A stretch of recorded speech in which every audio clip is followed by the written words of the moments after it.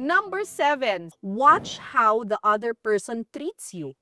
Ayoko ng tao na would talk down on you just because babae ka and parang you're supposed to be the submissive partner in the relationship. Parang, Oo. I will submit to you if I want to submit, but you have to talk to me with respect. So, hindi ka fan ng mga mansplaining, mga ganyan? Hindi. Kapag nagaganyan siya, kapag kunwari merong magaganyan sa akin na lalaki, Oo. parang, ano? Sarap nun, sabi mo.